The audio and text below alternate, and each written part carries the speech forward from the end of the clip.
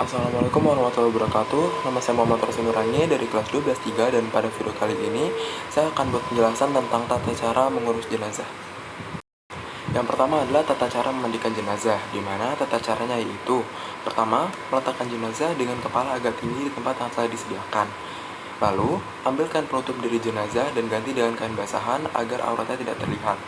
Setelah itu bersihkan giginya, lubang hidung, lubang telinga, celah ketiaknya, celah jari tangan dan kaki serta rambutnya. Lalu langkah berikutnya itu bersihkan kotoran jenazah baik yang keluar dari depan maupun belakang terlebih dahulu. Dimana caranya adalah dengan menekan perutnya perlahan-lahan agar apa yang ada dalam tubuhnya keluar. Kemudian siram atau basuh seluruh anggota tubuh jenazah dengan menggunakan air sabun. Setelah itu, siram dengan air bersih sambil berniat sesuai dengan jenis kelamin masing-masing jenazah. Dimana untuk memandikan jenazah laki-laki niatnya adalah nawaitul ghusla adaan hadzal mayyiti lillahi ta'ala. Dan untuk jenazah perempuan niatnya adalah nawaitul ghusla adaan hadhil mayyitati lillahi ta'ala. Setelah itu, setelah membaca niat, miringkan jenazah ke kanan, basuh bagian lambung kirinya sebelah belakang. Setelah itu, siram dengan air bersih dari kepala hingga ujung kaki dan siram lagi dengan air kapur barus. Lalu, jenazah kemudian diwudukan seperti orang yang berwudu sebelum sholat. Perlakukan jenazah dengan lembut saat membalik dan menggosok anggota tubuhnya.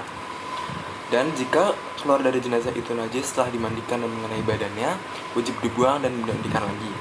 Jika keluar najis setelah di atas kain kafan, tidak perlu diulang mandinya, cukup hanya dengan buang najis tersebut.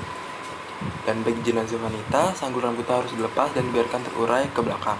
Setelah disiram dan dibersihkan, lalu dikeringkan dengan handuk dan dikepang. Keringkan tubuh jenazah setelah dimandikan dengan handuk sehingga tidak membasahi kain kafannya.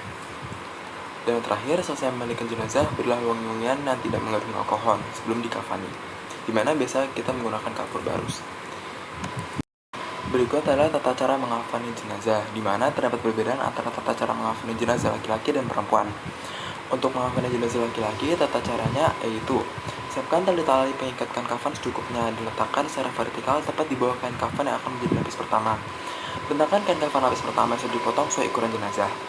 Beri wangian pada kain kafan lapis pertama. Lalu bentangkan kain kafan yang menjadi lapisan kedua yang sudah dipotong sesuai ukuran jenazah. Beri wangian pada kain kafan lapis kedua. Bentangkan kain kafan lapis ketiga yang sudah dipotong sesuai ukuran jenazah dan beri wangian pada kain kafan lapis ketiga. Letakkan jenazah di tengah-tengah kain kafan lapis ketiga. Tutup dengan kain lapis ketiga dari sisi kiri ke kanan, kemudian kain dari sisi kanan ke kiri. Tutup dengan kain lapis kedua dari sisi kiri ke kanan, kemudian kain dari sisi kanan ke kiri. Tutup dengan kain lapis pertama dari sisi kiri ke kanan, kemudian kain dari sisi kanan ke kiri. Dan ikat dengan tali pengikat yang sudah disediakan. Lalu untuk tata cara mengafani jenazah perempuan yaitu bentangkan 2 lembar kain kafan yang sudah dipotong sesuai dengan ukuran jenazah. Kemudian letakkan kain sarung pada badan antara pusar dan kedua lututnya. Persiapkan baju gamis dan juga kerudung. Sediakan 3-5 utas tali dan letakkan di bagian bawah kain kafan. Sediakan kapas yang sudah diberi wangian yang nantinya akan diletakkan pada anggota badan tertentu. Setelah kain kafan siap, lalu angkat dan baringkan jenazah di atas kain kafan. Letakkan kapas yang sudah diberi wangian ke tempat anggota tubuh seperti halnya pada jenazah laki-laki. Selimutkan kain sarung pada badan jenazah antara pusar dan lutut. Pasangkan baju gamis berikut kain kerudung. Dan untuk yang rambutnya panjang bisa dikepang menjadi 2/3 dan diletakkan di atas baju gamis bagian dada. Selimutkan kedua kain kafan selembar demi selembar, mulai dari lapisan atas sampai bagian paling bawah. Setelah itu, ikat dengan beberapa utas tali yang telah disediakan. Lalu yang terakhir adalah tata cara menguburkan jenazah, di mana tata caranya yaitu pertama, mempersiapkan kuburan yang melebihi lebar badan jenazah kurang lebih 1 meter dan tinggi 2 meter. Lalu, keranda diletakkan di sebelah liang kubur dengan berhati-hati menurunkannya ke liang kubur. Lalu, tutup keranda dan selubung jenazah dibuka ketika akan dimasukkan ke dalam liang kubur.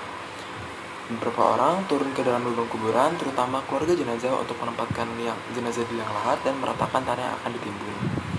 Lalu, masukkan jenazah ke dalam kubur dari arah kaki dengan mendahulukan kepala membujur dari utara ke selatan, dengan posisi kepala di bagian utara dan kaki di bagian selatan.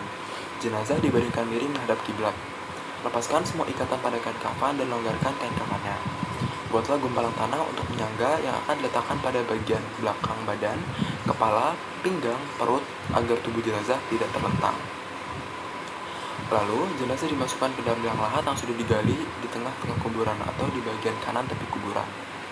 Tidak perlu ada azan untuk mayat dalam kuburan karena hal ini tidak sesuai dengan ajaran Rasulullah. Tutuplah kuburan dengan hati-hati dengan timbunan tanah yang padat. Dan salah seorang membacakan doa untuk mayat setelah dimakamkan, adapun yang hadir mengamini doa tersebut. Ya, tadi adalah tata cara untuk mengurus jenazah. Sekian video dari saya. Assalamualaikum warahmatullahi wabarakatuh.